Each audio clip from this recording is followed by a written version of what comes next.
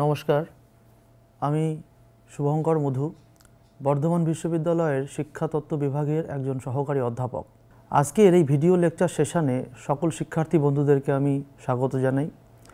আজকের এই আলোচনাটি মূলত এক ভারত শ্রেষ্ঠ ভারত প্রজেক্টের একটি অংশ, যা গুজরাট সরকারের আর্থিক সহায়তায় Indian institute of teacher education দ্বারা পরিচালিত।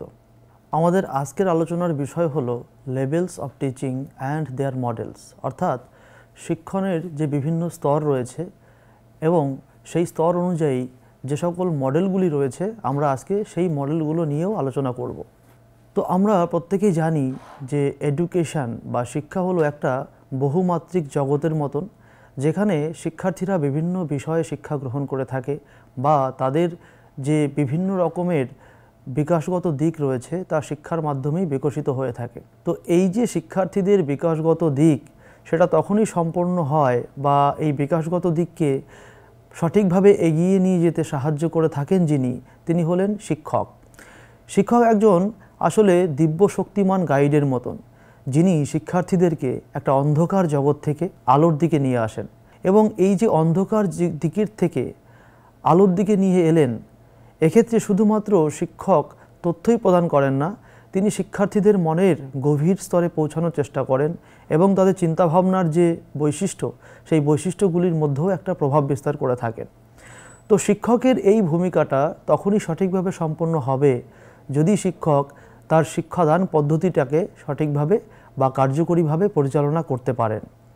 এক্ষেত্রে আমাদেরকে শিক্ষাদান বা টিচিং প্রক্রিয়াটিকে গভীরভাবে বিশ্লেষণ করা দরকার, কারণ আমরা একটা টিচিং পদ্ধতি বা শিক্ষাদান কৌশলকে যদি ঠিকভাবে বিশ্লেষণ করি, তখন দেখব যে শিক্ষক মহাশয় আমাদেরকে সারা জীবন ধরে বিভিন্ন রকমের বিষয় শিক্ষাদান করে থাকেন। এই যে বিভিন্ন রকমের বিষয়ের কথা আমি উল্লেখ করলাম, বিভিন্ন রকমের বিষয় এ কারণেই বললাম, শিক্ষক মহাশয় আমাদেরকে যে বিষয়গুলি পড়ান, সেই বিষয়গুলির মধ্যে সমস্ত রকমের কন্টেন্টের মধ্যে একই রকমের বৈশিষ্ট্য থাকে না। আমরা কিছু কিছু বিষয় বা কন্টেন্ট দেখি যেগুলো আমাদেরকে মূলত মনে রেখে দিতে হয়, আবার কিছু কিছু কন্টেন্ট আছে যেগুলো শুধুমাত্র মনে রাখলে হয় না, তার পাশাপাশি সেখানে কিছু বোঝার বা গভীর সম্পর্কের অ্যানালাইসিস করারও প্রয়োজন হয়ে থাকে। ফলে দেখা যাবে যে শিক্ষণ বা টিচিংয়ের বিভিন্ন লেভেল বা স্তর রয়েছে, যে লেভেল বা স্তর অনুযায়ী শিক্ষককে তার শিক্ষাদান কার্যটি পরিচালনা করতে হয়। অর্থাৎ যে বিষয়টি শিক্ষক আমাদেরকে শিক্ষাদান করতে চাইছেন, সেই বিষয়টি কোন লেভেলের বা কোন স্তরের বিষয়, সেটাকে যদি শিক্ষক না বিবেচনা করেন, তাহলে তার শিক্ষাদান প্রক্রিয়াটির কার্যকারিতা সঠিকভাবে নির্বাহ করা সম্ভব হয়ে ওঠে না। তো এই জন্যে আমাদেরকে বোঝা দরকার এই শিক্ষণের বিভিন্ন স্তর বা লেভেলস অফ টিচিং বলতে কি বোঝায় বা কত রকমের লেভেলস রয়েছে। আজকে আমাদের আলোচনার যে বিষয়বস্তু, তার মধ্যে প্রথমেই রয়েছে শিক্ষণের বিভিন্ন স্তর বা লেভেলস অফ টিচিং, এবং এর মধ্যে আমরা আলোচনা করব স্মৃতিমূলক স্তর বা মেমোরি লেভেল অফ টিচিং, এবং আমরা তার পাশাপাশি দেখব এই যে স্মৃতিমূলক স্তর, এই স্মৃতিমূলক স্তরে কিভাবে আমরা শিক্ষাদান করতে পারি। সেক্ষেত্রে হার্ভার্ড কেমন মডেল দিয়েছেন, অর্থাৎ হার্ভার্ডের শিক্ষণ মডেল অ্যাট মেমোরি লেভেল, এবং আমরা এরপরে দেখব বোধগম্যতার স্তর বা বোধগম্যতার লেভেলের বা আন্ডারস্ট্যান্ডিং লেভেলের শিক্ষাদান প্রক্রিয়াটি কেমন, এবং সেক্ষেত্রে আমরা দেখব মরিসনের মডেল, অর্থাৎ বোধগম্যতার স্তরের জন্যে মরিসন যে শিক্ষণ মডেল দিয়েছেন সেটাকে আমরা আলোচনা করব, এবং তার পরবর্তীতে আমরা দেখব টিচিংয়ের আরেকটা লেভেল বা আরেকটা স্টেজ, সেটা হলো প্রতিফলনমূলক স্টেজ, প্রতিফলনমূলক স্তর বা রিফ্লেকটিভ লেভেল অফ টিচিং। এবং এখানেও আমরা রিফ্লেকটিভ লেভেল অফ টিচিংটাকে জানব, তার পাশাপাশি দেখব যে রিফ্লেকটিভ লেভেলের টিচিং কিভাবে সম্পাদন করা যেতে পারে এবং এক্ষেত্রেই বা তার কি মডেল রয়েছে। তো আমরা যেমনটা আলোচনা করলাম, শিক্ষণের বিভিন্ন স্তর রয়েছে। শিক্ষক আমাদেরকে বিভিন্ন স্তরের বিষয়বস্তুর শিক্ষাদান করে থাকেন, এবং এই যে বিভিন্ন স্তরের শিক্ষাদান, এই স্তরগুলিকে যদি সঠিকভাবে ক্যাটাগরাইজেশন করতে চাই, তাহলে দেখব কিছু কিছু স্তর আছে যে স্তরগুলো তুলনামূলকভাবে একটু সহজ বা সেগুলির মধ্যে জটিলতা একটু হলেও কম রয়েছে। আবার কিছু কিছু বিষয়বস্তু আছে যেগুলিকে শিক্ষক মহাশয় বিভিন্ন পদ্ধতিতে শিক্ষার্থীদের বোঝানোর চেষ্টা করেন, কারণ সেই সমস্ত বিষয়বস্তুর যে কমপ্লেক্সিটি, সেই কমপ্লেক্সিটি তুলনামূলকভাবে একটু বেশি হয়ে থাকে। তো এই যে বিষয়বস্তুগত পার্থক্য অ্যাকচুয়ালি লো টু হাইয়ের যে একটা ডাইমেনশান, সেই ডাইমেনশানের বেসিসে চলে। তো আমরা এইরকম যদি চিন্তাভাবনা করে থাকি কন্টেন্টগুলি সম্বন্ধে, সেক্ষেত্রে আমরা দেখব শিক্ষণের 3 রকমের স্টেজ রয়েছে বা 3 রকমের স্তর রয়েছে। যার প্রথমেই রয়েছে স্মৃতিমূলক স্তর বা মেমোরি লেভেল অফ টিচিং, এবং তার পরবর্তীতে আমরা দেখব আরেকটা স্তর রয়েছে যেটাকে বলা হয় বোধগম্যতার স্তর বা আন্ডারস্ট্যান্ডিং লেভেল অফ টিচিং, এবং তারপরে রয়েছে রিফ্লেকটিভ লেভেল অফ টিচিং বা প্রতিফলনমূলক স্তর। তো যত রকমের বিষয়বস্তু শিক্ষক আমাদেরকে শিক্ষাদান দিয়ে থাকেন সেগুলিকে আমরা এই 3টে ক্যাটাগরিতে ভাগ করতে পারি। অর্থাৎ কিছু আছে স্মৃতিমূলক স্তরের বিষয়বস্তু, যেটাকে আমরা বললাম মেমোরি লেভেল, কিছু আছে আন্ডারস্ট্যান্ডিং বা বোধগম্যতা স্তরের বিষয়বস্তু, এবং কিছু রয়েছে প্রতিফলনমূলক স্তর বা রিফ্লেকটিভ লেভেলের বিষয়বস্তু। এবং এই যে 3টে স্তর, এই স্তরগুলি লোয়ার টু হায়ারের ক্রম অনুযায়ী সাজানো রয়েছে। অর্থাৎ স্মৃতিমূলক স্তর তুলনামূলকভাবে কম কঠিন, তার থেকে একটু বেশি কঠিন রয়েছে বোধগম্যতা স্তর বা আন্ডারস্ট্যান্ডিং লেভেল, এবং তার থেকে আরেকটু কঠিন বা হায়ার লেভেলে রয়েছে প্রতিফলনমূলক স্তর বা রিফ্লেকটিভ লেভেল অফ টিচিং। তো আমরা প্রথমে আজকে আলোচনা করব মেমোরি লেভেল অফ টিচিং বা স্মৃতি স্তরের শিক্ষণ। শিক্ষার প্রথম স্তর হলো এই স্মৃতিমূলক স্তর। এই স্তরে শিক্ষার্থীরা মূলত বিভিন্ন তথ্য, বিভিন্ন ঘটনা বা বিভিন্ন প্রিন্সিপালগুলো মুখস্থকরণের উপর বেশি জোর দিয়ে থাকে।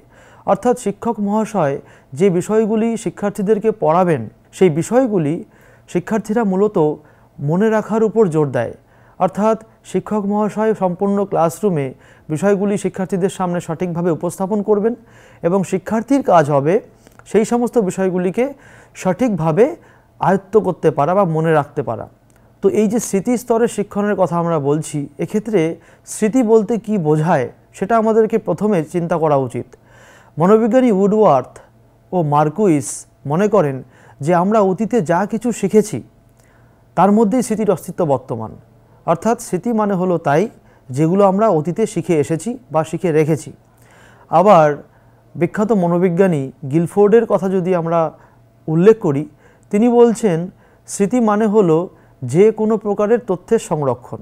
অর্থাৎ আমরা আমাদের স্মৃতির গহ্বরে যে সমস্ত বিষয়বস্তুকে সংরক্ষণ করে রাখছি সেগুলিকেই উনি বলছেন মেমোরি। আবার মেমোরির সংজ্ঞা দিতে গিয়ে স্টার্নবার্গ 1999-এ বলেছেন, memory is the means by which we draw on our past experiences in order to use this information in the present. অর্থাৎ আমরা অতীতে যে বিষয়গুলো শিখে রেখেছি সেগুলো বর্তমানে প্রেজেন্ট করতে পারাই হলো মেমোরি বা স্মৃতি। এই স্মৃতিমূলক স্তরে শিক্ষণের মূল লক্ষ্য হলো শিক্ষার্থীরা যে তথ্যগুলি শিখছে সেগুলি সঠিকভাবে মনে রাখতে সাহায্য করা, এবং শিক্ষার্থীদের জ্ঞানের ভিত্তি তৈরি করে দেওয়া, যাতে করে সেই জ্ঞান তারা পরবর্তীকালে যখন প্রয়োজন হবে তখন তারা সেগুলিকে সঠিক সময়ে ব্যবহার করতে পারে এবং তাদের যে সমস্যা সেই সমস্যাগুলির সমাধান করতে পারে। আমরা স্মৃতিমূলক স্তরের যদি বৈশিষ্ট্যের কথা ভাবি, তাহলে আমরা স্মৃতির প্রথম বৈশিষ্ট্য পাবো যে এটা হলো এমন একটা পদ্ধতি যার মূল কাজই হলো তথ্যের সংরক্ষণ করতে পারা। অর্থাৎ স্মৃতি মানে হলো এক প্রকারের তথ্য সংরক্ষণ করার ক্ষমতা। এই যে তথ্যের কথা বলছি, এই তথ্য মূলত পূর্ববর্তী শিখন এবং অভিজ্ঞতা থেকে পাওয়া যায়। এই স্তরে শিক্ষার্থীদের সৃজনশীলতা বা চিন্তাশীলতার সেই অর্থে প্রয়োজন হয় না, তাকে শুধুমাত্র বিষয়গুলিকে মনে রাখতে হয়। নিজে থেকে কোনো রকমের সৃজনশীলতা বা নিজে থেকে কোনো রকমের চিন্তাভাবনার সুযোগ কিন্তু এখানে নেই। এবং এই যে স্মৃতি স্তরের কথা আমরা বলছি, এই স্তরে শিক্ষকদের মূল কাজই হলো শিক্ষার্থীদের কাছে তথ্যগুলিকে কত আকর্ষণীয়ভাবে উপস্থাপন করতে পারা যাচ্ছে। কারণ বিষয়বস্তুকে যদি সঠিকভাবে শিক্ষার্থীদের সামনে উপস্থাপন না করা যায়, তাহলে শিক্ষার্থীরা সেই বিষয়ের প্রতি ইন্টারেস্টেড বা মনোযোগী হবেন না, এবং সেক্ষেত্রে ফলাফল কী হবে, সেক্ষেত্রে শিক্ষার্থীরা বিষয়গুলিকে মনেও রাখতে পারবেন না সঠিকভাবে। এই জন্যে এটা খুবই ইম্পর্টেন্ট যে শিক্ষক মহাশয় কত সুন্দরভাবে বা কত আকর্ষণীয়ভাবে বিষয়বস্তুকে শিক্ষার্থীদের সামনে উপস্থাপন করতে পারছেন। আমরা যদি স্মৃতি এবং তার বিভিন্ন যে প্রসেস সেটাকে খেয়াল করি, তাহলে আমরা এরকম একটা বিষয় পাব যেখানে দেখব প্রথমে রয়েছে লার্নিং, এবং সেই লার্নিংয়ের পরে যেটা হয় বা লার্নিংয়ের পরবর্তী যে স্টেপ সেটা হলো রিটেনশান, এবং তার পরবর্তীতে যেটা হয় সেটা হলো রিট্রাইভাল, এবং তারপরে আসে রিকল এবং রিকগনিশন। তো লার্নিং কি?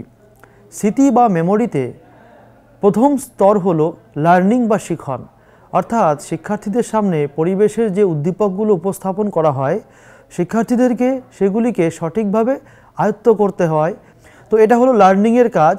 এবং যখন লার্নিং হয়ে গেল তার পরবর্তী ধাপ হলো এবার সেটাকে ধরে রাখতে হবে বা রিটেনশন, বা যেটাকে বলা হলো ধারণ, অর্থাৎ যে বিষয়টা শেখা হলো সেটাকে এবার মস্তিষ্কে স্টোর করে রাখা বা ধারণ করে রাখা।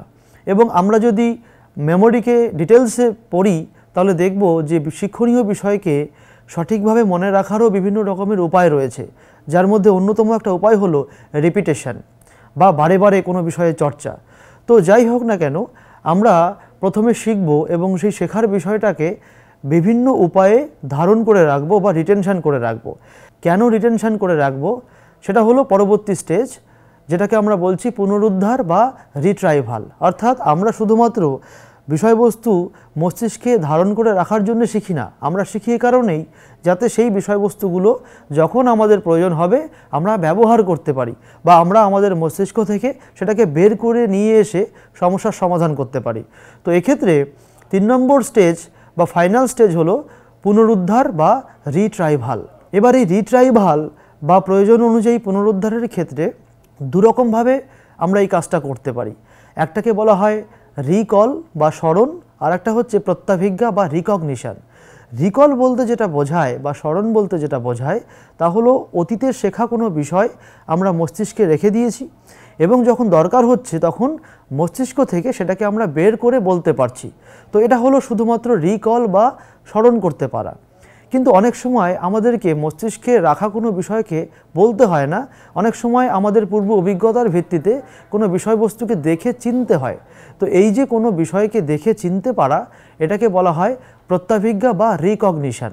তাহলে শিক্ষণীয় বিষয়কে, তাহলে লার্নড এক্সপেরিয়েন্স বা শিখন বিষয়কে আমরা প্রথমে ধরে রাখব এবং সেটাকে যখন দরকার হবে দুটো উপায়ে আমরা সেটাকে বের করে নিয়ে আসবো। একটা হচ্ছে রিকল আর একটা হলো রিকগনিশন।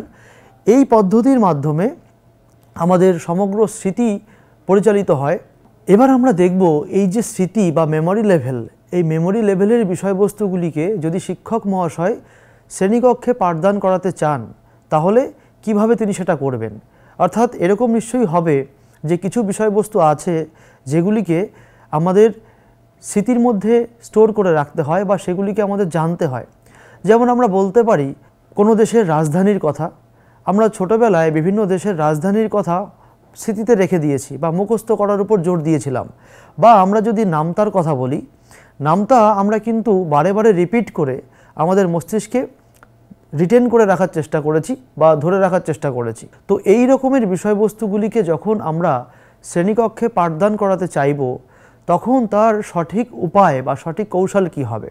এক্ষেত্রে জার্মান দার্শনিক এবং শিক্ষাবিদ জোহান ফ্রেডরিক হারবার্ট একটা মডেল দিয়েছেন যেটাকে বলা হয় হারবার্টের শিক্ষণ মডেল, যা মূলত স্মৃতি স্তরের বিষয়বস্তুগুলিকে কিভাবে শিক্ষক মহাশয় পাঠদান করবেন তার উপর কাজ করে থাকে। আমরা হারবার্টের শিক্ষণ মডেলকে, হারবার্টের স্মৃতি স্তরের শিক্ষণ মডেলকে যদি অ্যানালাইসিস করি দেখব এই মডেলের কতগুলো পার্ট রয়েছে। আসলে শুধুমাত্র হারবার্টের শিক্ষণ মডেলই নয়, সমস্ত শিক্ষণ মডেলেরই কতগুলো পার্ট বা কতগুলো এলিমেন্ট থাকে। যে এলিমেন্টগুলির মধ্যে প্রথমে রয়েছে লক্ষ্য বা উদ্দেশ্য, বা ইংরেজিতে বলা হয় ফোকাস, এবং রয়েছে সিনট্যাক্স বা বিভিন্ন ধাপ।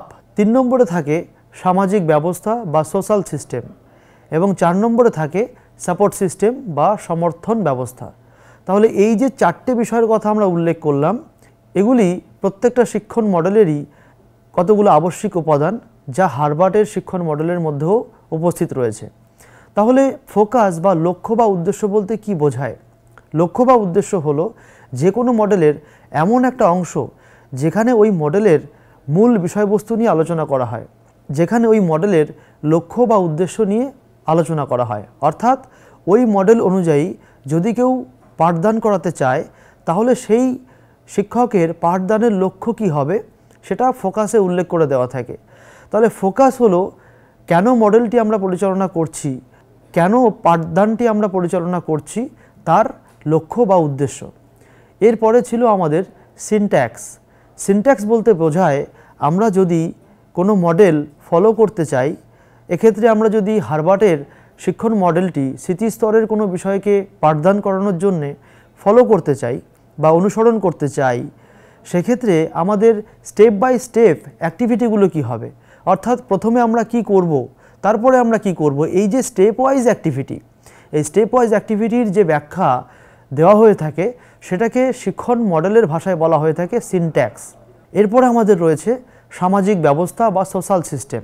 আমরা জানি যখন শিক্ষক মহাশয় পাঠদান করেন তখন সেই শ্রেণীকক্ষকে একটা সোসাইটি বা সমাজ হিসাবে কনসিডার করা হয়, যেখানে শিক্ষক এবং শিক্ষার্থীর পারস্পরিক আদান প্রদান, পারস্পরিক বোঝাপড়ার মাধ্যমে একটা বিষয় তারা আয়ত্ত করতে পারে বা জ্ঞানের নির্মাণ করতে পারে। তো এই যে শ্রেণীকক্ষের পরিবেশ বা শিক্ষক এবং শিক্ষার্থীর মধ্যে আদান প্রদান বা শিক্ষক এবং শিক্ষার্থীর মধ্যে সম্পর্ক, শিক্ষক এবং শিক্ষার্থীর পারস্পরিক ভূমিকা, সেটাকে মডেলস অফ টিচিংয়ের ভাষায় বা শিক্ষণ মডেলের ভাষায় বলা হয়ে থাকে সামাজিক ব্যবস্থা। তো হার্বার্টের মডেলেরও সেই রকম সামাজিক ব্যবস্থা কি হবে তার ব্যাখ্যা দেওয়া হয়েছে।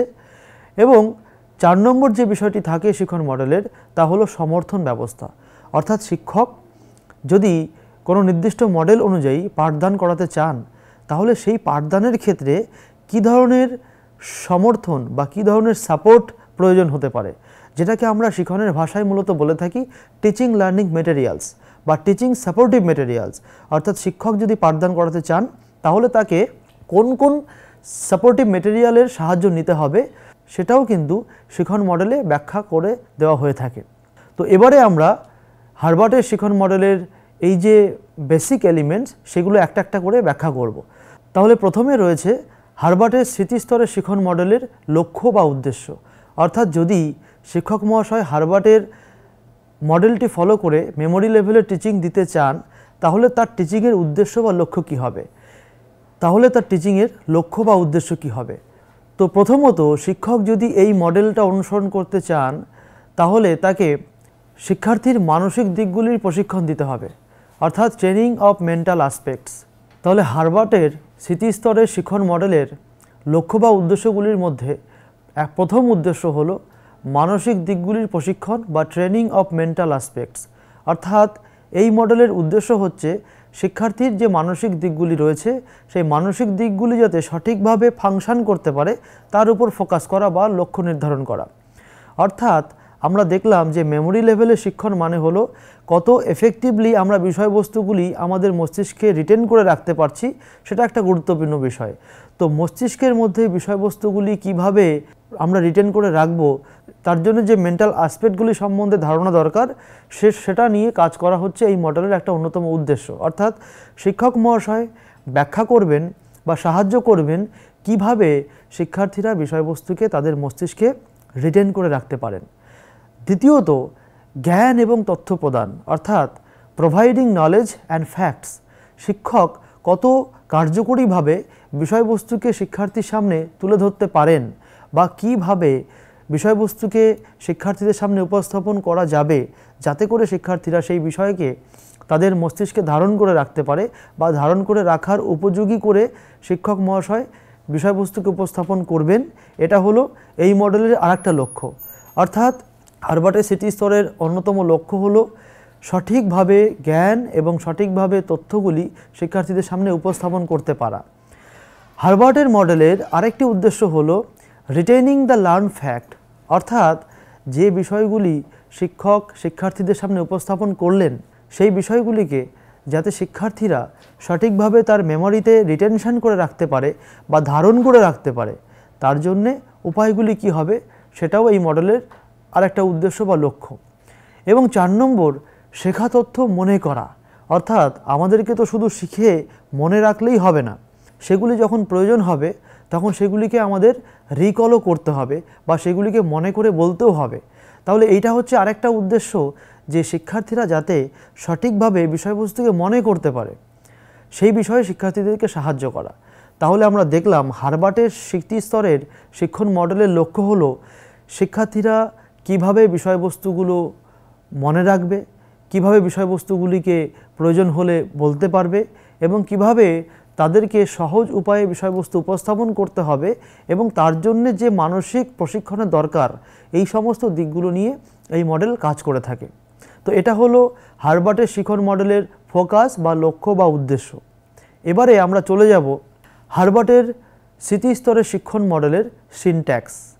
অর্থাৎ আমরা দেখব যদি শিক্ষক হারবার্টের এই মডেলটি ফলো করে পাঠদান করাতে চান তাহলে স্টেপ ওয়াইজ তাকে কি কি অ্যাক্টিভিটিস করতে হবে। মূলত হারবার্ট 5 ধরনের অ্যাক্টিভিটির কথা বলেছেন বা এই মডেলে 5টি অ্যাক্টিভিটি রয়েছে যেগুলি কার্যকরীভাবে একজন শিক্ষককে পারফর্ম করতে হয় বা উপস্থাপন করতে হয়। তো এক্ষেত্রে প্রথমে যেটা রয়েছে সেটা হলো ইন্ট্রোডাকশান, অর্থাৎ শিক্ষক মহাশয় যে বিষয়টি শিক্ষার্থীদের সামনে উপস্থাপন করতে চাইছেন সেই বিষয় সম্বন্ধে একটা ইন্ট্রোডাকশান বা শিক্ষার্থীদের কাছে একটা পরিচয় দিতে হবে সেই বিষয়বস্তুর। অর্থাৎ এই স্তরে শিক্ষক শিক্ষার্থীদেরকে পূর্ব জ্ঞানের ভিত্তিতে বিষয়বস্তু সূচনা করবেন। হারবার্ট বলেছেন এক্ষেত্রে দুটো বিষয়কে শিক্ষককে খেয়াল করতে হবে, একটা হলো প্রিপারেশন, আরেকটা হলো স্টেটমেন্ট অফ এইমস। অর্থাৎ প্রথমে শিক্ষক মহাশয় ইন্ট্রোডাকশন সেকশানে শিক্ষার্থীদের নতুন জ্ঞানের বিষয়ে প্রিপেয়ার করার চেষ্টা করবেন বা তৈরি করার চেষ্টা করবেন। শিক্ষক মহাশয় এমন কিছু কথাবার্তা বলবেন যেগুলো নতুন জ্ঞানের বিষয়ের সাথে খুবই সম্পর্কযুক্ত, যেগুলি শিক্ষার্থীদের পূর্ব জ্ঞানের সাথেও সম্পর্কযুক্ত। অর্থাৎ শিক্ষক এক্ষেত্রে শিক্ষার্থীদের পূর্ব জ্ঞানের ভিত্তিতে নতুন জ্ঞানের সূচনা করার চেষ্টা করবেন। তো এই রকম একটা অভিজ্ঞতা ভিত্তিক আলোচনা তিনি প্রথমে করবেন। তার পরবর্তীকালে তিনি প্রিসাইসলি তার আজকের দিনের যে পাঠ বা তার আজকের দিনের যে নির্দেশনামূলক উদ্দেশ্য সেগুলিকে তিনি স্পেসিফাই করবেন, যেটাকে হারবার্ট বলছেন স্টেটমেন্ট অফ এইম। অর্থাৎ তার আজকের যে শিখন সেই শিখনের মূল উদ্দেশ্য বা মূল লক্ষ্যগুলি কী কী বা শিক্ষক কোন কোন বিষয়গুলি আজকে উল্লেখ করতে চাইছেন বা আজকে নির্দেশনা দিতে চাইছেন সে সম্পর্কে তিনি উল্লেখ করবেন। এই দুটো বিষয় রয়েছে আমাদের ইন্ট্রোডাকশান সেকশনের মধ্যে। যখন ইন্ট্রোডাকশান হয়ে যাবে, যখন শিক্ষক বলে দিলেন যে তিনি কোন কোন বিষয়গুলি উপস্থাপন করতে চাইছেন বা আজকের আলোচনার বিষয়গুলি কী কী, তার পরবর্তীকালে এবার তিনি সেই বিষয়গুলিকে প্রেজেন্টেশন করা শুরু করে দেবেন। এই জন্যই হারবার্ট বলেছেন যে দ্বিতীয় স্টেপটি হলো উপস্থাপনা বা প্রেজেন্টেশন। তো এই স্তরে শিক্ষক মূলত যেটা করবেন সেটা হলো যে অবজেক্টিভস বা উদ্দেশ্যগুলি তিনি উল্লেখ করেছিলেন সেগুলি এবার একের পর এক শিক্ষার্থীদের সামনে উপস্থাপন করবেন। এবং এই যে শিক্ষার্থীদের সামনে উপস্থাপন করছেন এক্ষেত্রে অবশ্যই তাকে বিভিন্ন রকমের কৌশল বা বিভিন্ন রকমের রিসোর্সের সাহায্য নিতে হবে, যাতে করে বিষয়বস্তু শিক্ষার্থীদের কাছে আরও বেশি সহজ সরল এবং আরও বেশি আকর্ষণীয় হয়ে ওঠে। তো এটা মূলত টিচিং লার্নিংয়ের সাথে সম্পর্কিত। অর্থাৎ শিক্ষক এবার অ্যাকচুয়াল টিচিং এবং লার্নিংটা সম্পাদন করবেন। যখন টিচিং লার্নিং হয়ে গেল বা বিষয়বস্তুকে শিক্ষার্থীর কাছে উপস্থাপনা করা হয়ে গেল, এবার শিক্ষক মহাশয় যেটা করবেন হারবার্টের মতে সেটা হলো কম্প্যারিজন অ্যান্ড অ্যাসোসিয়েশন বা তুলনা এবং সংযুক্তকরণ।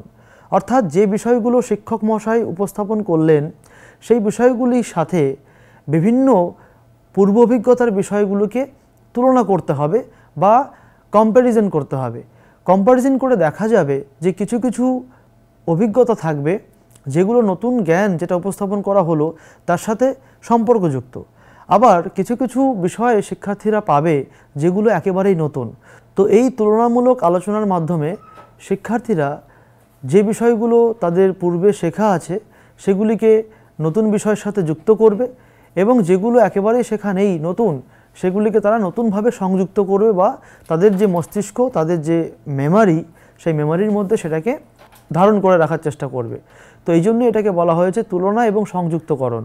অর্থাৎ যদি বিষয়বস্তু পূর্বজ্ঞানের সাথে রিলেটেড হয় তাহলে সেটাকে পূর্বজ্ঞানের মধ্যে অন্তর্ভুক্ত করতে হবে এবং যদি দেখা যায় যে একেবারে নতুন বিষয় তখন তার জন্যে আলাদাভাবে আমাদের স্মৃতির একটা ক্ষেত্র তৈরি করতে হবে। আমরা এই কম্প্যারিজন এবং অ্যাসোসিয়েশনটাকে একটা উদাহরণের মাধ্যমে বুঝতে পারি। ধরে নেওয়া যাক শিক্ষক মহাশয় শিক্ষার্থীদেরকে সরীসৃপ প্রাণীর ধারণা দেবেন। তো এই সরীসৃপ প্রাণীদের ধারণা উল্লেখ করার সময় শিক্ষক শিক্ষার্থীদের যে পূর্ব জ্ঞান সেই পূর্ব জ্ঞানের সাথে কোরিলেট করার চেষ্টা করবেন এবং কোরিলেট করে দেখা যাবে কিছু কিছু বৈশিষ্ট্য আছে যেগুলি শিক্ষার্থীরা আইডেন্টিফাই করতে পারবে সরীসৃপ প্রাণীদের বৈশিষ্ট্য হিসাবে, যেগুলো তারা আগে থেকেই জানতো।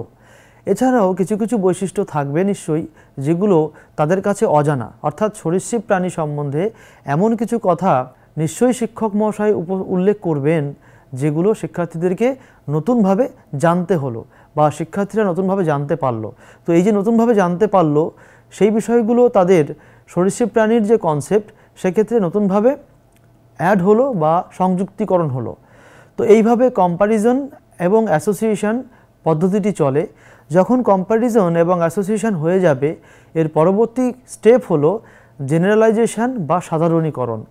এক্ষেত্রে শিক্ষার্থীরা যে বিষয়গুলি শিখলো সেই বিষয়গুলি জেনারেলাইজেশন করতে পারবে, অর্থাৎ তারা যদি সরীসৃপ প্রাণীর কোনো ধারণা শিখে থাকে সেক্ষেত্রে সরীসৃপ প্রাণী বলতে কি বোঝায় বা আরও কারা আছে যারা সরীসৃপ প্রাণীর মধ্যে আসতে পারে তাদেরকে চিহ্নিতকরণ করতে পারবে। তো এটা হলো সাধারণীকরণ বা জেনারেলাইজেশন। এর পরবর্তী পর্যায় হলো অ্যাপ্লিকেশন বা প্রয়োগ। এক্ষেত্রে শিক্ষার্থীরা যে বিষয়টি শিখলো সেই জ্ঞানের ভিত্তিতে তারা বাস্তব সমস্যা সমাধান করতে পারবে, অর্থাৎ শিক্ষক নতুন নতুন বিষয়কে তাদের সামনে রেখে সেটাকে পূর্বে শেখা জ্ঞানের ভিত্তিতে সমাধান করতে বলবেন। যেমন এক্ষেত্রে শিক্ষক নতুন কোনো প্রাণীকে শিক্ষার্থীর সামনে উপস্থাপন করতে পারেন এবং বলতে পারেন যে এটা কি সরীসৃপ প্রাণীর মধ্যে পড়বে না পড়বে না। তো শিক্ষার্থীরা যদি সেটাকে তার শেখা জ্ঞানের ভিত্তিতে চিহ্নিতকরণ করতে পারে তাহলে বলবো যে তার অ্যাপ্লিকেশন হয়েছে। তো এটা হলো আরেকটি পর্যায়, অ্যাপ্লিকেশন বা প্রয়োগ। এবং সর্বশেষ যে স্তরের কথা হার্বার্ট বলেছেন সেটা হলো সংক্ষিপ্তকরণ বা রিক্যাপিচুলেশন। সংক্ষিপ্তকরণ বা রিক্যাপিচুলেশন এর অর্থ হলো যে বিষয়বস্তুগুলো শিক্ষার্থীর সামনে শিক্ষক উপস্থাপন করলেন সেটিকে আরেকবার খুব সংক্ষিপ্ত আকারে শিক্ষার্থীদের সামনে উপস্থাপন করা। অর্থাৎ এখানে শিক্ষক সমগ্র বিষয়টির একটা সামারি করার চেষ্টা করবেন যাতে শিক্ষার্থীরা মূল বিষয়বস্তু বা ফোকাল পয়েন্টগুলিকে আইডেন্টিফাই করতে পারেন। তো এইভাবে 6টি স্টেপের মাধ্যমে হার্ভার্ডের যে স্মৃতিস্তরের শিক্ষণের মডেল সেটি সম্পন্ন হয় বা এর যে স্টেপ ওয়াইজ অ্যাক্টিভিটি, বিশেষ করে টিচিং লার্নিং সিস্টেমের মধ্যে যে অ্যাক্টিভিটিগুলো আছে সেগুলি সম্পন্ন হয়। তো এবারে আমরা দেখব যে হার্ভার্ডের স্মৃতিস্তরের শিক্ষণ মডেলের সামাজিক ব্যবস্থা বা সোশ্যাল সিস্টেম কেমন হবে। আমরা আগেই উল্লেখ করেছি প্রতিটা মডেলের মধ্যে যেমন ফোকাস থাকে, যেমন তার সিনট্যাক্স থাকে, তার পাশাপাশি সোশ্যাল সিস্টেমটা কেমন থাকবে তারও একটি উল্লেখ দেওয়া থাকে। অর্থাৎ এখানে শিক্ষার্থী এবং শিক্ষক বা ক্লাসরুমের যে পরিবেশ সেই পরিবেশটা কীরূপ হবে সেটা মডেলের মধ্যে উল্লেখ করে দেওয়া থাকে। হার্ভার্ডের যে মেমোরি লেভেলের মডেল সেই মডেলে বলা হয় সেই মডেল অনেকটা টিচার সেন্টার্ড বা শিক্ষক কেন্দ্রিক। অর্থাৎ এই মডেলের যে পরিবেশ সেই পরিবেশে শিক্ষকের একটা বড় ভূমিকা রয়েছে। বলা হয়ে থাকে শিক্ষক হার্ভার্ডের এই মডেলের মধ্যে প্রধান ব্যক্তি হিসাবে বিবেচিত হয়ে থাকেন। শিক্ষক এমন ব্যক্তি যিনি সমগ্র শিক্ষণ প্রক্রিয়াটাকে পরিচালনা করবেন। তিনি ঠিক করবেন যে আজকে শিক্ষার্থীরা কোন বিষয়গুলি শিখতে চলেছে এবং সেই বিষয়গুলি তারা কিভাবে শিখবে বা কী উপায়ে তাদেরকে শেখানো যেতে পারে সেই সমগ্র কন্ট্রোলটি কিন্তু শিক্ষকের কাছেই থাকে। এই জন্য বলা হয় যে মেমোরি লেভেলের যে হার্ভার্ডের মডেল সেই হার্ভার্ডের মডেলের মূল কাণ্ডারি হলেন শিক্ষক। এই জন্যে শিক্ষককে বলা হয় এই মডেলের সেন্টার বা কেন্দ্রীয় ব্যক্তি। এবং এক্ষেত্রে শিক্ষার্থীর যে ভূমিকা থাকবে সেটাকে সেকেন্ডারি ধরা হয়, কারণ শিক্ষক বিষয়বস্তুকে যতটা সম্ভব আকর্ষণীয় করে শিক্ষার্থীদের সামনে উপস্থাপন করে থাকেন আর শিক্ষার্থীর কাজ হলো শুধুমাত্র অ্যাটেন্টিভভাবে সেগুলিকে শোনা বা সেগুলিকে ধরে রাখা। তো এই জন্য বলা হয় যে এই মডেলের যে সোশ্যাল সিস্টেম সেই সিস্টেমের মূল কাণ্ডারি হলেন শিক্ষক এবং শিক্ষার্থীর যে ভূমিকা সেটা অনেকটা গৌণ। হার্ভার্ডের স্মৃতিস্তরের শিক্ষণ মডেলের যে দ্বিতীয় বিষয়টি রয়েছে সেটা হলো ফর্ম্যালিটি বা প্রথানুগামিতা। অর্থাৎ একটা শিক্ষাদান পদ্ধতি কিভাবে চলবে সেটা অনেকটা সিস্টেমেটিক্যালি আগে থেকেই প্রিপ্ল্যান থাকে। শিক্ষক আগে থেকেই ঠিক করে রাখেন যে তিনি কোন ধরনের স্ট্র্যাটেজি শিক্ষার্থীদের সামনে রাখবেন যার ফলে তারা বিষয়বস্তুকে সঠিকভাবে মনে রাখতে পারেন, বা এই যে মনে রাখার কথা বলছি, এই মনে রাখার ক্ষেত্রে তার সঠিক উপায়গুলো কি হবে তা শিক্ষক আগে থেকেই ঠিক করে রাখেন। তো সেই উপায়গুলিকে এবার শ্রেণীকক্ষে পাঠদান চলাকালীন শিক্ষক ফলো করবেন, যাতে করে শিক্ষার্থীরা বিষয়গুলিকে তার মস্তিষ্কের মধ্যে বা তার স্মৃতিস্তরে রাখতে পারে। এই জন্য দেখা যায় স্মৃতিস্তরের যে শিখন সেটা অনেকটাই ফর্ম্যাল ওয়েতে সম্পন্ন হয়ে থাকে। তো এই জন্যে ফর্ম্যালিটি বা প্রথানুগামিতা সোশ্যাল সিস্টেমের একটা অন্যতম দিক। এবারে আমরা আলোচনা করব এই যে হার্ভার্ডের স্মৃতিস্তরের শিখন মডেল, এই মডেল অনুযায়ী যদি শিক্ষক মহাশয় পড়াতে চান তাহলে তার কি সাপোর্ট প্রয়োজন হতে পারে। হার্ভার্ডের মডেলটি যেহেতু মুখস্থকরণের উপর জোর দেয়, সেক্ষেত্রে কি উপায় অবলম্বন করলে শিক্ষার্থীরা সঠিকভাবে মুখস্থ করতে পারবে, বিষয়টিকে ধরে রাখতে পারবে এবং প্রয়োজন অনুযায়ী সেটাকে মনে করে বলতে পারবে। তো এক্ষেত্রে যে বিষয়গুলি খুব গুরুত্বপূর্ণ তার মধ্যে অন্যতম একটা হলো ক্রেমিং বা ক্রমাগত পুনরাবৃত্তি, অর্থাৎ বিষয়বস্তুকে যাতে বারে বারে উপস্থাপন করে শিক্ষার্থীদের মস্তিষ্কে রিটেন করে দেওয়া যায় তার ব্যবস্থা শিক্ষককে নিতে হবে। তাহলে এটা হলো একটা মেজার বা এটা হলো একটা ওয়ে যেটা আমাদের এই স্মৃতিস্তরে শিক্ষণের জন্য শিক্ষককে অবলম্বন করতে হবে। এরপরে রয়েছে ওরাল অ্যান্ড রিটেন এক্সামিনেশান, অর্থাৎ মৌখিক এবং লিখিত পরীক্ষার মাধ্যমেও শিক্ষক বিষয়বস্তুকে শিক্ষার্থীদের মনে রাখতে সাহায্য করতে পারেন। তো এটাও একটা সাপোর্ট সিস্টেম হিসেবে কাজ করবে। এছাড়াও বিষয়বস্তুকে সঠিকভাবে মনে রাখার জন্যে বলা হয় এসে টাইপ এক্সামিনেশনও বিশেষভাবেই উপযোগী, কারণ এসে টাইপ এক্সামিনেশানে শিক্ষার্থীদেরকে অনেকটা বিষয় মনে করে উল্লেখ করতে হয় বা মনে করে বলতে হয় বা অনেক সময় লিখতে হতে পারে। মৌখিক বা লিখিত পরীক্ষার পাশাপাশি আরেকটি বিষয় উল্লেখ করা প্রয়োজন, সেটা হলো এসে টাইপ এক্সামিনেশান। এই যে এসে টাইপ এক্সামিনেশান বা প্রবন্ধধর্মী পরীক্ষা, এটাও মেমোরি লেভেলের শিক্ষণের ক্ষেত্রে সাপোর্ট হিসেবে কাজ করে, কারণ আমরা জানি এসে টাইপ এক্সামিনেশনে শিক্ষার্থীদেরকে অনেকটা বিষয় মনে করে বলতে হয় বা মনে করে লিখতে হয়। তো সেক্ষেত্রে তাদের যে স্মৃতির চর্চা, সেই স্মৃতির চর্চা আমরা করাতে পারি, তার জন্যে এটা একটা গুরুত্বপূর্ণ সাপোর্ট। এছাড়াও রয়েছে বহু বিকল্প প্রশ্ন বা অবজেক্টিভ টাইপ এক্সামিনেশান। এসে টাইপের পাশাপাশি শিক্ষার্থীদেরকে অবজেক্টিভ টাইপ এক্সামিনেশানের মাধ্যমেও কতটা বিষয়বস্তু তারা আয়ত্ত করতে পেরেছে তা শিক্ষক মহাশয় বুঝতে পারেন। তাহলে সাপোর্ট সিস্টেম বলতে আমরা দেখলাম সেই সমস্ত বিষয় বা টেকনিক যা শিক্ষককে তার স্মৃতিস্তরের শিক্ষণকে সঠিকভাবে পরিচালনা করতে সাহায্য করে থাকেন। এর মধ্যে আমরা দেখলাম ক্রেমিং একটা গুরুত্বপূর্ণ উপাদান, এবং তাছাড়াও রয়েছে ওরাল, রিটেন, এসে টাইপ এবং অবজেক্টিভ টাইপ এক্সামিনেশানস। তো স্মৃতিস্তরের যে হার্ভার্ডের মডেল সেটা আমরা আলোচনা করলাম। আমরা এই মডেলের উল্লেখ করা যে বিষয়গুলি দেখলাম সেগুলিকে যদি সঠিকভাবে ফলো করি তাহলে একটা স্মৃতিস্তরের শিক্ষণ আমরা সম্পাদন করতে সক্ষম হয়ে উঠব এবং শিক্ষার্থীদেরও স্মৃতিস্তরের বিষয়বস্তুকে সঠিকভাবে আয়ত্ত করতে আমরা সাহায্য করতে পারব।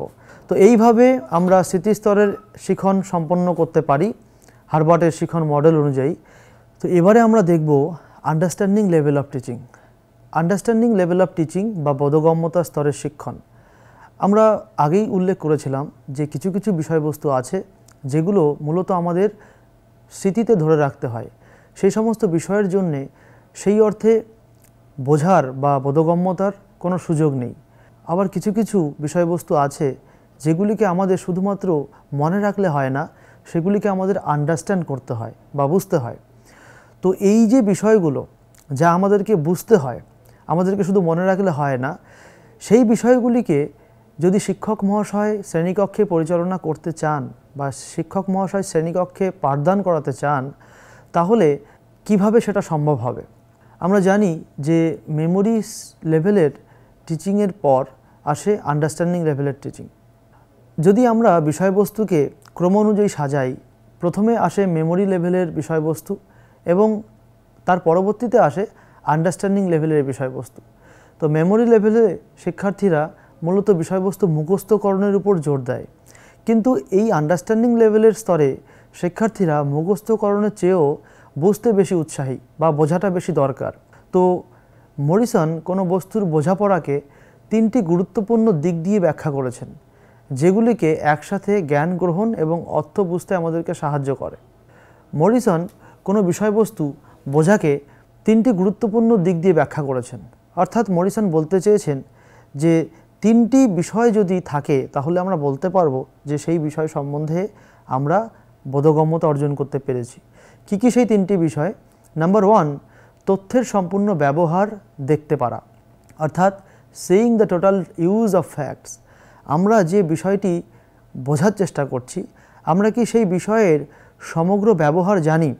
যদি আমরা সেই বিষয়বস্তুর ব্যবহারিতা বা ব্যবহারযোগ্যতা বুঝতে পারি, তাহলে বলা হবে যে আমাদের ওই বিষয় সম্বন্ধে আন্ডারস্ট্যান্ডিং হয়েছে। তার পাশাপাশি আমরা যে বিষয়টি নিয়ে বুঝতে চাইছি সেই বিষয়ে নিশ্চয়ই কতগুলো উপাদান থাকবে।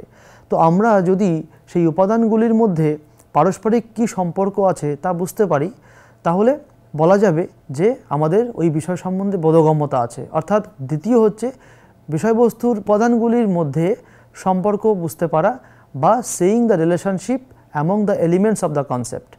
এবং তৃতীয়ত উনি বলেছেন সাধারণীকৃত অন্তর্দৃষ্টি লাভ বা এ জেনারেলাইজড ইনসাইট। আমরা যে বিষয়টিকে বুঝতে চাইছি সেই বিষয়টির মাধ্যমে আসলে কি বলতে চাওয়া হয়েছে বা আসলে তার মূল উপজীব্য বিষয় কি, সেটা যদি আমরা আন্ডারস্ট্যান্ড করতে পারি, তাহলে বলা যাবে যে আমরা ওই বিষয়টি সম্বন্ধে বোধগম্যতা অর্জন করতে পেরেছি। তাহলে কোনো বিষয়ের বোধগম্যতা অর্জন করতে পারা মানে তিনটি বিষয়ের সমষ্টি মরিসনের মতে। একটা হচ্ছে ওই বিষয়ের তথ্যগুলি সম্পূর্ণ ব্যবহার বুঝতে পারা, দ্বিতীয়ত ওই বিষয়ের যে উপাদানগুলি আছে তাদের মধ্যে রিলেশন বুঝতে পারা, এবং 3 নম্বর হচ্ছে বিষয়টির মাধ্যমে আসলে কি বলতে চাওয়া হয়েছে তার অন্তর্দৃষ্টি লাভ করা বা তার একটা বোধগম্যতা করতে পারা। তো এইগুলো যদি হয় তাহলে আমরা বলবো যে ওই বিষয় সম্বন্ধে আমরা পাণ্ডিত্য অর্জন করতে পেরেছি বা ওই বিষয়টিকে আমরা বুঝতে পেরেছি। এবার বোধগম্যতা স্তরের শিখনের পদ্ধতিটা কেমন হবে সেটা যদি আমরা বুঝতে চাই, তাহলে আমাদের মরিসনের মডেলটা খেয়াল করতে হবে। মরিসন এই মেমোরি লেভেলের টিচিং কেমন হবে তার একটা প্রপার গাইডলাইন বা ব্লুপ্রিন্ট আমাদেরকে দিয়েছেন। এই জন্যে এটাকে বলা হয় Morrison's model for understanding level. Morrison কোনো বিষয়কে বোঝাকে বলেছেন ইউনিটকে বুঝতে পারা, অর্থাৎ বিষয়বস্তুকে তিনি ইউনিট হিসেবে কনসিডার করেছেন। এই যে বিষয়বস্তুকে তিনি তার মডেলে ইউনিট হিসেবে কনসিডার করলেন, এই জন্য তার মডেলটাকে বলা হয় ইউনিট অ্যাপ্রোচের মডেল। আবার মরিসন বলছেন যে আমরা এই বিষয়কে বা ইউনিটকে ততক্ষণ অবধি চর্চা করতে থাকব যতক্ষণ না সেই ইউনিট সম্বন্ধে আমরা পুরোপুরি মাস্টারি অর্জন করতে পারছি। অর্থাৎ আমরা ততক্ষণ অবধি বিষয়বস্তু নিয়ে চর্চা চালিয়ে যাব যতক্ষণ না ওই বিষয় সম্বন্ধে আমরা প্রপার ইনসাইট বা প্রপার আন্ডারস্ট্যান্ডিং অর্জন করতে পারছি। তো এই জন্যে অনেকে বলে থাকেন এই মডেলটাকে মাস্টারি লার্নিং, অর্থাৎ শিক্ষার্থীরা বিষয়বস্তু সম্বন্ধে মাস্টারি অর্জন করা পর্যন্ত তাদেরকে বিষয়বস্তু শেখানোর উপর জোর দেওয়া হয়ে থাকে। এই যে মরিসনের শিখন মডেলের কথা আমরা উল্লেখ করলাম, এই শিখন মডেলের আমরা দেখব ফোকাস কী এবং এই মডেলের সিনট্যাক্স কী, এবং একই রকমভাবে আমরা যেমন দেখেছিলাম মেমোরি লেভেলের মডেলের সোশ্যাল সিস্টেম কী এবং তার পাশাপাশি সাপোর্ট সিস্টেম কী আছে। তাহলে প্রথমে আমরা আলোচনা করব বোধগম্যতা স্তরের জন্যে মরিসন যে শিখন মডেল দিয়েছে তার ফোকাস কী, অর্থাৎ এই মডেলটা কী উদ্দেশ্যে তৈরি করা হয়েছে বা এই মডেল অনুযায়ী শিক্ষক যদি ক্লাসরুমে পড়াতে চান তাহলে তার লক্ষ্য কী হবে বা উদ্দেশ্য কী হবে। এই মডেলটি মূলত তথ্য মুখস্থকরণের চেয়েও তথ্যকে শিক্ষার্থীদের সামনে বোধগম্যতার সাথে উপস্থাপন করতে বেশি কাজ করে থাকে। অর্থাৎ শিক্ষার্থীদের চিন্তন ক্ষমতা, শিক্ষার্থীদের বিশ্লেষণ ক্ষমতা এবং নতুন পরিস্থিতিতে শিক্ষার্থীরা তার শেখার জ্ঞানটিকে যাতে সঠিকভাবে প্রয়োগ করতে পারে বা প্রয়োগ করতে পারার যে দক্ষতা সেটা যাতে বিকশিত হতে পারে তার উপর কাজ করা হয়ে থাকে। সুতরাং এই মডেলের মূল ফোকাস হলো আন্ডারস্ট্যান্ডিং দ্য ইনফরমেশান, অর্থাৎ বিষয়বস্তুকে শিক্ষার্থীদেরকে বুঝতে সাহায্য করা।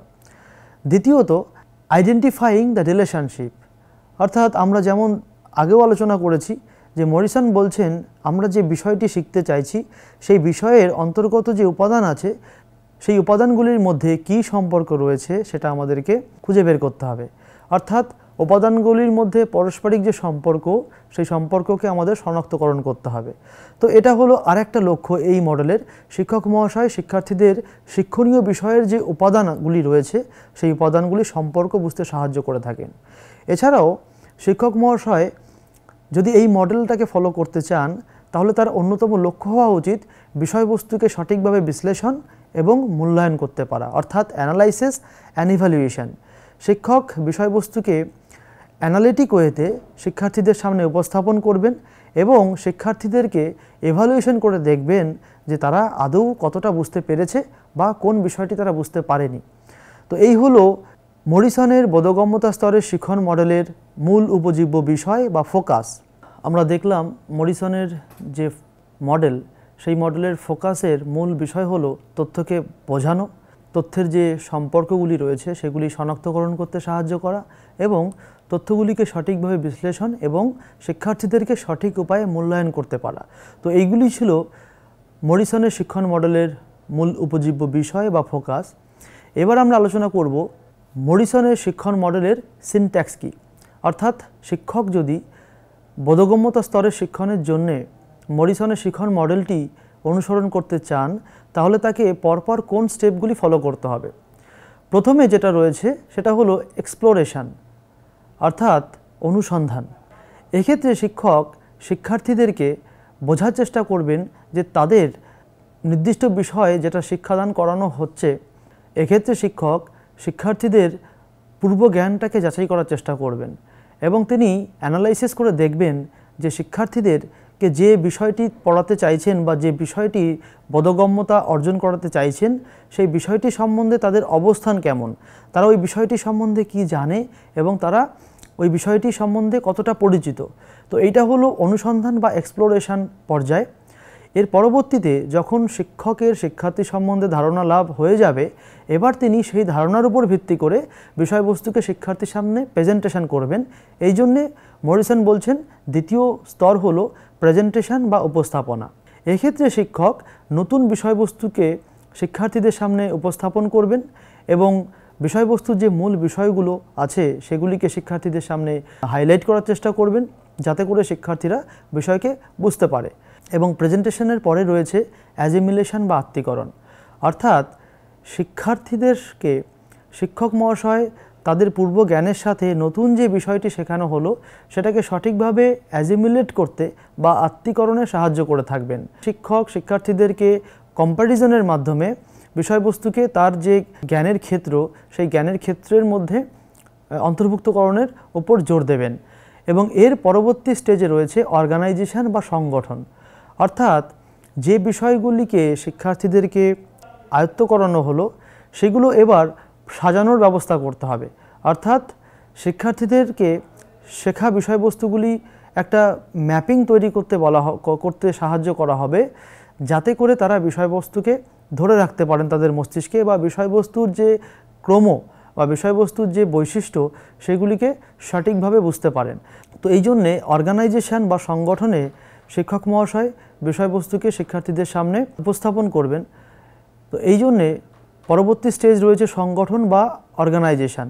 এক্ষেত্রে শিক্ষক যে বিষয়টি শিক্ষার্থীদেরকে শেখালেন সেটাকে সঠিকভাবে সাজানোর ব্যাপারে সাহায্য করবেন, অর্থাৎ বিষয়বস্তুকে শিক্ষার্থীদের মস্তিষ্কে সঠিক স্ট্রাকচারিং বা সঠিক ম্যাপিংয়ের ক্ষেত্রে শিক্ষক সাহায্য করবেন, যেটাকে বলা হলো সংগঠন। এবং এরপরে লাস্ট যেটা রয়েছে পর্যায়ে তা হলো পুনরাবৃত্তি বা রিসাইটেশন, অর্থাৎ যে বিষয়গুলিকে শিক্ষার্থীদের বোঝানো হলো সেই বিষয়গুলি কতটা বুঝতে পেরেছে তারা তা যাচাইকরণের জন্য শিক্ষক এবার বিষয়গুলিকে পুনরাবৃত্তি করবেন বা মৌখিকভাবে শিক্ষার্থীদেরকে বিষয়গুলি বলতে বলবেন। এক্ষেত্রে শিক্ষক বিভিন্ন প্রশ্ন করে শিক্ষার্থীদেরকে ওরালি টেস্ট করতে পারেন যে তারা আদৌ কতটা বুঝতে পেরেছে। তো এই 5টি স্টেপের মাধ্যমে মরিসনের যে সিনট্যাক্স বা মরিসনের যে টিচিং পদ্ধতি, মরিসনের যে শিক্ষণ মডেল তা নির্বাহ করা যেতে পারে। এবার আমরা দেখব বোধগম্যতা স্তরের মরিসনের যে মডেল তার সোশ্যাল সিস্টেম কী হবে বা সামাজিক ব্যবস্থা কী হবে। তো তো মরিসনের শিখন মডেলের যে সোশ্যাল সিস্টেম রয়েছে সেক্ষেত্রে যদি শিক্ষকের ভূমিকার কথা আমরা ভাবি, শিক্ষক কিন্তু এখানে অথরিটেরিয়ান ভূমিকা পালন করবেন না, যেটা আমরা মূলত মেমোরি লেভেলে দেখেছি যে শিক্ষক ওখানে মূল অথরিটি হিসাবে কনসিডার করা হয়। কিন্তু এক্ষেত্রে শিক্ষকের ভূমিকাটা ওই রকম অথরিটেরিয়ান নয়, এখানে শিক্ষকের ভূমিকাটা অনেকটা একটা গোষ্ঠীর নেতার মতন। তিনি শিক্ষার্থীদেরকে নির্দেশ দেন না, বরঞ্চ তিনি শিক্ষার্থীদেরকে গাইড করার উপর জোর দেন এবং শিক্ষার্থীদেরকে উৎসাহিত করবেন কিভাবে বিষয়বস্তুকে তারা আয়ত্ত করতে পারে বা কিভাবে বিষয়বস্তু সম্বন্ধে তারা পাণ্ডিত্য অর্জন করতে পারে। এবং মরিসনের শিখন মডেলে শিক্ষার্থীদের যে কার্যক্রম বা শিক্ষার্থীদের যে অ্যাক্টিভিটি সেটা অনেকটাই সক্রিয় এবং শিক্ষার্থীরা নিজেদের চেষ্টায় নিজেদের উৎসাহের সাথে তারা বিষয়বস্তু আয়ত্ত করে থাকে। এক্ষেত্রে শিক্ষকের যে আচরণ বা ক্লাসরুমে শিক্ষকের যে বিহেভিয়ার সেটা যথেষ্ট নমনীয়, যথেষ্ট ডাইনামিক এবং অনেক বেশি হিউম্যান টাচ সেখানে দেখা যায় এবং শিক্ষার্থীর প্রতি তার যে বিশ্বাস সেটা অনেকটাই এই বোধগম্যতা স্তরের শিখনের জন্য শিক্ষককে শিক্ষার্থীদের উপর যথেষ্ট বিশ্বাস রাখতে হবে। শিক্ষককে বুঝতে হবে যে তার শিক্ষার্থীরা কোন বিষয়গুলিকে বুঝতে অসুবিধা অনুভব করছে বা কী করলে পরে শিক্ষার্থীদের বুঝতে সুবিধা হবে, এই বিশ্বাস শিক্ষকের শিক্ষার্থীদের উপর রাখতে হবে। তো এই হচ্ছে মরিসনের শিখন মডেলের সোশ্যাল সিস্টেম বা সামাজিক ব্যবস্থা। এবার আমরা দেখব যে মরিসনের শিখন মডেলের সাপোর্ট সিস্টেম কী বা সমর্থন ব্যবস্থা কী। অর্থাৎ শিক্ষক যদি মরিসনের শিখন মডেল অনুযায়ী শিক্ষাদান করাতে চান তাহলে তাকে কি কি সাপোর্ট নিতে হবে। এক্ষেত্রে তিনটে বিষয় খুব গুরুত্বপূর্ণ। একটা হচ্ছে উপস্থাপনা, অর্থাৎ বিষয়বস্তুকে শিক্ষক বিভিন্ন রকমের রিসোর্সের মাধ্যমে কত সহজভাবে শিক্ষার্থীদের সামনে উপস্থাপন করতে পারছেন সেটাকে গুরুত্ব দিতে হবে এবং তার পাশাপাশি দেখতে হবে যে শিক্ষার্থীরা যাতে বিষয়গুলিকে সঠিকভাবে অ্যাজিমিলেট করতে পারে বা আত্মীকরণ করতে পারে। এই আত্মীকরণের ক্ষেত্রে শিক্ষককে নানান রকমের এক্সাম্পল, বিশেষ করে ধনাত্মক এবং ঋণাত্মক সমস্ত রকমের এক্সাম্পল উপস্থাপন করতে হবে যাতে তারা বিষয় সম্বন্ধে আরও বেশি ওয়াইডার আন্ডারস্ট্যান্ডিং ডেভেলপ করতে পারেন। এছাড়াও আরেকটা গুরুত্বপূর্ণ বিষয় হলো অ্যাপ্লিকেশান, অর্থাৎ শিক্ষার্থীরা যাতে করে বিষয়টি তাদের রিয়ালিস্টিক লাইফে অ্যাপ্লাই করতে পারে তার জন্যে ক্লাসরুমে শিক্ষক বিভিন্ন রকমের প্রবলেমেটিক ওয়েতে বিষয়টিকে উপস্থাপন করবেন যাতে শিক্ষার্থীরা বিষয়টিকে তাদের পরবর্তী জীবনেও সঠিকভাবে অ্যাপ্লাই করতে পারে। তো বোধগম্যতা স্তরের শিখনের জন্যে সাপোর্টিভ সিস্টেম হিসাবে আমরা যে বিষয়গুলিকে খেয়াল করব তার মধ্যে অন্যতম হলো টিচিং এইডস, অর্থাৎ এক্ষেত্রে বিষয়বস্তু সঠিকভাবে উপস্থাপন করার জন্যে বিভিন্ন রকমের ভিজুয়াল, অডিও এবং বিভিন্ন রকমের মডেল বা ডায়াগ্রামের মাধ্যমে শিক্ষক মহাশয় বিষয়বস্তুকে উপস্থাপন করতে পারেন। এছাড়াও প্রত্যেকটা শিক্ষার্থী যাতে তার মতন করে বিষয়বস্তুকে বুঝতে পারেন তার জন্যে একটা ইন্ডিভিজুয়ালাইজড ইনস্ট্রাকশনাল প্রসিডিওর বা টেকনিক শিক্ষককে অবলম্বন করতে হবে এবং শিক্ষার্থীরা যাতে বিষয়বস্তুকে সঠিকভাবে প্র্যাকটিস করতে পারে, এছাড়াও শিক্ষার্থীরা যাতে বিষয়বস্তুকে সঠিকভাবে অভ্যাস করতে পারেন সেই প্র্যাকটিস অপরচুনিটিও এক্ষেত্রে কনসিডার করতে হবে। তাহলে সাপোর্ট হিসাবে শিক্ষক মহাশয়কে এই সমস্ত বিষয়গুলিকে খেয়াল রাখতে হবে। তো এই হলো মরিসনের বোধগম্যতা স্তরের শিখনের মডেল। এই মডেল ফলো করলে শিক্ষক মহাশয় অতি সহজেই শিক্ষার্থীদের যে শিখন সেই শিখনটাকে আন্ডারস্ট্যান্ডিং লেভেলের শিখনে কনভার্ট করতে পারেন। তো এইভাবে বিভিন্ন পর্যায়গুলি যদি আমরা ফলো করি বা এইভাবে যদি আমরা একটা সিস্টেম মেনটেন করি তাহলে দেখব আমরা শিক্ষার্থীদের বোধগম্যতা স্তরে শিক্ষাদান করতে সক্ষম হচ্ছে। এবার আমরা যে বিষয়টি আলোচনা করব সেটা হচ্ছে শিক্ষণের সবথেকে কঠিন বা সবথেকে হায়ার লেভেল, যেটাকে বলা হয় রিফ্লেকটিভ লেভেল অফ টিচিং বা প্রতিফলনমূলক স্তরের শিক্ষণ। রিফ্লেকটিভ লেভেল শিক্ষণের সর্বোচ্চ স্তরগুলির মধ্যে একটি, যেখানে শিক্ষার্থীরা শুধুমাত্র তথ্য মনে রাখে না বরং এটি সম্পর্কে গভীরভাবে চিন্তা করতে পারে এবং এর প্রভাব তারা বিবেচনা করতে পারে। এটি শিক্ষার্থীদের স্বাধীন চিন্তাভাবনা, শিক্ষার্থীদের মধ্যে ক্রিটিক্যাল অ্যাপ্রাইজাল এবং তাদের যে সৃজনশীলতা বা ক্রিয়েটিভিটি সেটাকেও বিকাশ করতে সাহায্য করে। তো প্রতিফলনমূলক স্তর বা রিফ্লেকটিভ লেভেলের টিচিংকে অনেক সময় অনেকে বলে থাকেন যে এটা হলো প্রবলেম সেন্ট্রিক টিচিং অ্যাপ্রোচ, অর্থাৎ যেহেতু এই স্তরের শিক্ষাদানে শিক্ষক মহাশয় শিক্ষার্থীদেরকে সমস্যার মাধ্যমে শিক্ষাদান করে থাকেন বা সমস্যার উপস্থাপনার মাধ্যমে শিক্ষাদান করে থাকেন, তাই অনেকে এই ধরনের শিক্ষণকে বলে থাকেন প্রবলেম সেন্ট্রিক টিচিং বা সমস্যা কেন্দ্রিক শিক্ষা। এই স্তরকে আবার অনেকে ইন্ট্রোস্পেক্টিভ লেভেলের শিখনও বলে থাকেন, কারণ এই ধরনের শিখনের মাধ্যমে শিক্ষার্থীরা বিষয়বস্তু সম্বন্ধে সঠিক অন্তর্দর্শন বা সঠিক অন্তর্দৃষ্টি লাভ করতে পারে। তো রিফ্লেক্টিভ লেভেলের শিখনের যে মূল বৈশিষ্ট্য, সেই মূল বৈশিষ্ট্যগুলির মধ্যে একটি হচ্ছে শিক্ষার্থীরা বিষয়বস্তু সম্বন্ধে গভীরভাবে চিন্তাভাবনা করতে পারে এবং তারা যে কোনো বিষয়কে ক্রিটিক্যাল ওয়েতে চিন্তাভাবনা করতে পারেন। তার পাশাপাশি তারা বিষয়বস্তুকে আরও ক্রিয়েটিভভাবে বা আরও সৃজনশীলভাবে উপস্থাপন করতে পারে। আমরা যদি রিফ্লেক্টিভ লেভেলের শিক্ষাদান করাতে চাই, সেক্ষেত্রে আমরা বিগে এবং হান্টের মডেলটি অনুসরণ করতে পারি। এটি শিক্ষা গবেষণার ক্ষেত্রে সর্বোচ্চ স্তরের শিক্ষা অধ্যয়ন কার্যকলাপ হিসাবেও বিবেচনা করা হয়ে থাকে। শিক্ষক মহাশয় বিষয়বস্তুকে এমনভাবে উপস্থাপন করবেন যাতে শিক্ষার্থীদের কাছে বিষয়বস্তু অনেক বেশি জীবন্ত, অনেক বেশি এক্সিস্টেন্সিয়াল এবং অনেক বেশি ক্রিটিক্যাল হয়ে ওঠে। বিগে এবং হান্টের রিফ্লেক্টিভ লেভেলের শিখন মডেলের যে ফোকাস, তার মধ্যে অন্যতম হলো শিক্ষার্থীদের গভীর আন্ডারস্ট্যান্ডিং, শিক্ষার্থীদের গভীর বোধগম্যতার বিকাশ ঘটানো। অর্থাৎ শিক্ষার্থীরা বিষয়বস্তু সম্বন্ধে ডিপলি আন্ডারস্ট্যান্ডিং ডেভেলপ করতে পারবে। এছাড়াও শিক্ষার্থীরা যাতে স্বাধীনভাবে বিষয়বস্তু নিয়ে চিন্তাভাবনা করতে পারে, সেটাও এই মডেলের একটা অন্যতম উদ্দেশ্য। এবং আরেকটা অন্যতম উদ্দেশ্যগত দিক হলো শিক্ষার্থীদের যে ইনোভেটিভ চিন্তাভাবনার বিকাশ, তাতে সাহায্য করতে পারা। এবং আরেকটি বিষয় হলো বাস্তব জীবনে প্রয়োগ, অর্থাৎ শিক্ষার্থীরা যাতে শিক্ষণীয় বিষয়টাকে তাদের বাস্তব জীবনে প্রয়োগ করতে পারেন, তার উপর গুরুত্ব দেওয়া হয়ে থাকে।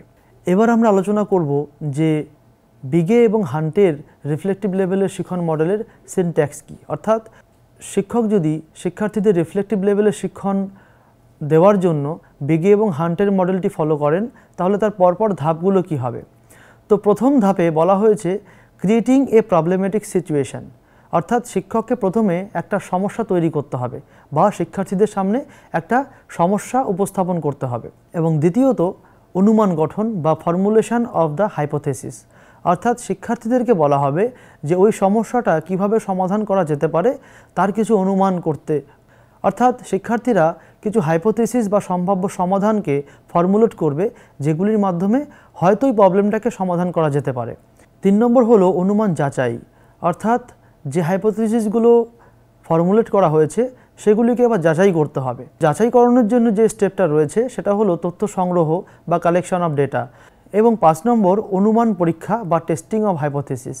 এবার যে তথ্যগুলো আমরা হাইপোথেসিসকে ভিত্তি করে সংগ্রহ করেছি, সেই তথ্যের ভিত্তিতে আমরা দেখব যে অনুমানগুলি কতটা ঠিক বা কোন কোন অনুমানগুলি ঠিক, যেটাকে বলা হচ্ছে অনুমানের পরীক্ষা বা টেস্টিং অফ হাইপোথেসিস।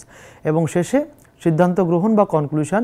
এক্ষেত্রে যে সমস্যাটি প্রথমেই উপস্থাপন করা হয়েছিল, সেই সমস্যাটির মূল সমাধান কি সে সম্বন্ধে বোঝা যাবে। তো এই স্টেপগুলি ফলো করলে বিগে এবং হান্টের মডেল অনুযায়ী শিক্ষক মহাশয় শিক্ষার্থীদেরকে রিফ্লেক্টিভ লেভেলের শিক্ষাদানে সক্ষম হবেন। এবার আমরা দেখব যে বিগে এবং হান্টের যে রিফ্লেক্টিভ লেভেলের শিক্ষণ মডেল, সেই মডেলের সামাজিক অবস্থা কীরূপ হবে বা সোশ্যাল সিস্টেম কেমন।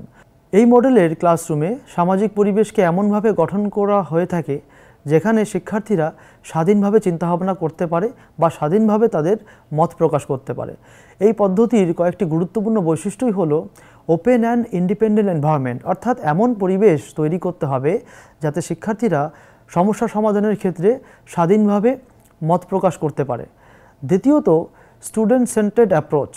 এখানে যেহেতু সমস্যাটা শিক্ষার্থীরাই সমাধান করবেন, সেজন্যে বলা হয়ে থাকে পুরো বিষয়টির উপর শিক্ষার্থীদের একটা ডমিনেশন এখানে কাজ করবে, অর্থাৎ শিক্ষার্থীরা হবে এই পদ্ধতির মূল কেন্দ্রবিন্দু।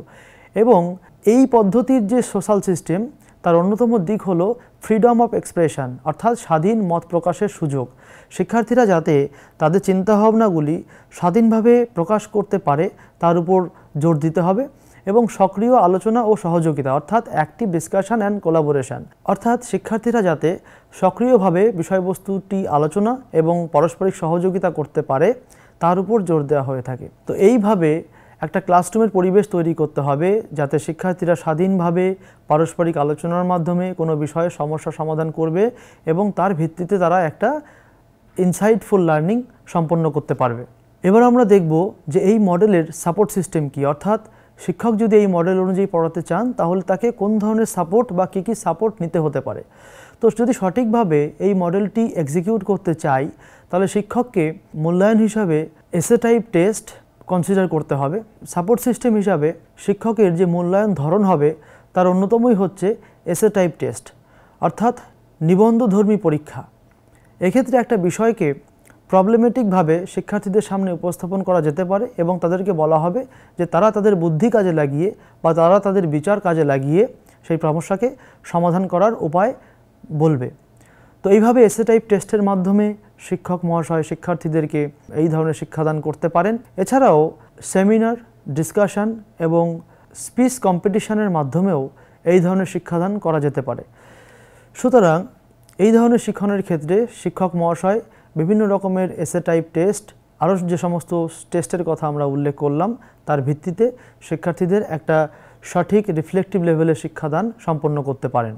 তাহলে আমরা দেখলাম শিক্ষক মহাশয় আমাদের যে বিষয়গুলির উপর শিক্ষাদান করেন সেগুলো স্তরভেদে ভিন্ন হয়ে থাকে। কিছু কিছু আছে যেগুলি স্মৃতিস্তরের বিষয়বস্তু, কিছু কিছু আছে যেগুলি শুধু স্মৃতিস্তরে রাখলে হয় না, সেখানে আমাদের আন্ডারস্ট্যান্ডিং করতে হয়, আমরা বলেছিলাম আন্ডারস্ট্যান্ডিং লেভেল। এবং কিছু কিছু বিষয় আছে যেগুলোকে বলা হয়েছে রিফ্লেক্টিভ লেভেল বা প্রতিফলনমূলক স্তর। তো এই যে তিনটে স্তর, এই তিনটে স্তরই শিক্ষাক্ষেত্রে খুবই গুরুত্বপূর্ণ এবং তিনটে স্তরের বিষয়বস্তুর সঠিক শিক্ষাদানের ক্ষেত্রে আমরা তিন রকমের মডেলের কথা বললাম। আমরা যথাক্রমে হার্বার্ট, মরিসন এবং বিগেও হান্টের মডেলের কথা উপস্থাপন করলাম, যেগুলি সঠিকভাবে অনুসরণ করলে আমরা এই বিভিন্ন স্তরের শিখনগুলিকে সঠিকভাবে সম্পাদন করতে পারব। এই আলোচনার ক্ষেত্রে যে তথ্যসূত্রগুলো খুবই গুরুত্বপূর্ণ সেগুলি এখানে উল্লেখ করা হলো। এই প্রকল্পের একটি অংশ হতে পেরে আমি গর্ববোধ করি এবং এই প্রকল্পের মধ্যে আমাকে অন্তর্ভুক্তি করানোর জন্য ইন্ডিয়ান ইনস্টিটিউট অফ টিচার এডুকেশনকে আমার আন্তরিক ধন্যবাদ। নমস্কার।